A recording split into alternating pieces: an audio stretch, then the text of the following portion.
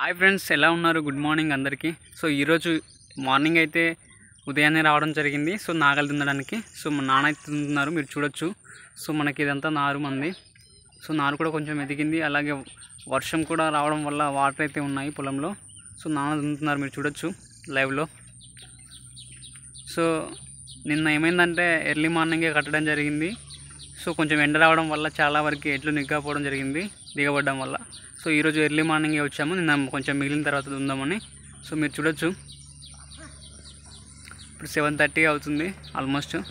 Weather కూడా చాలా కూల్గా ఉంది. ఈరోజు వాతావరణం కూడా వర్షం పడే అవకాశం కనిపిస్తుంది. సో చూడాలి ఎలా ఉంటుందో. సో మీరు చూడొచ్చు ఎలా ఉందో చుట్టూ.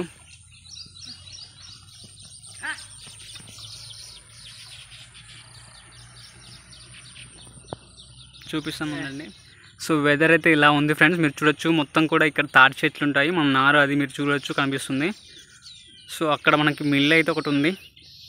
సో వెదర్ ఈరోజు మొత్తం కూడా మబ్బుగా ఉంది, మీరు చూడొచ్చు. సో సన్ కనిపించట్లేదు. సో జస్ట్ నార్మల్గా వచ్చి వెళ్ళిపోయింది. సో ఈరోజు వాతావరణం అయితే ఇలా ఉంది, మీరు చూడొచ్చు. సో పల్లెటూరులో చాలా మంచిగా ఉంటుంది వాతావరణం అంతా కూడా. సో చాలా వరకు మస్తు అనిపిస్తుంది.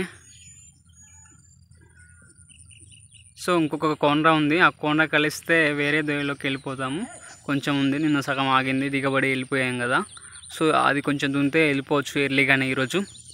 సో వేరే వాళ్ళు మొత్తం కూడా టేక్ చెట్లు వేయడం జరిగింది గెట్టుకి, చూడొచ్చు. అవి చాలా వరకు సైజులో పెద్దగా అయిపోయాయి, చాలా ఇయర్స్ అయింది. సో టేక్ చెట్లు కూడా చాలా వరకు బాగానే లాభాన్ని ఇస్తాయి. సో కాకపోతే ఎక్కువ కాలం తీసుకుంటుంది కాబట్టి గెట్లకు వేసుకుంటే చాలా మంచిది. ఎందుకంటే పొలం కూడా ఎక్కువ స్పేస్ లేకుండా తక్కువలో మనకి మంచిగా కొన్ని ఇయర్స్ తర్వాత లాభం అయితే వస్తుంది ఉన్న వాళ్ళకి. మీరు చూడొచ్చు.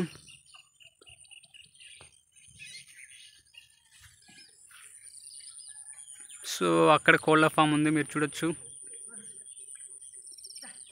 అలాగే ఇటు వచ్చేసి విలేజెస్ ఉంటాయి చాలా వరకు.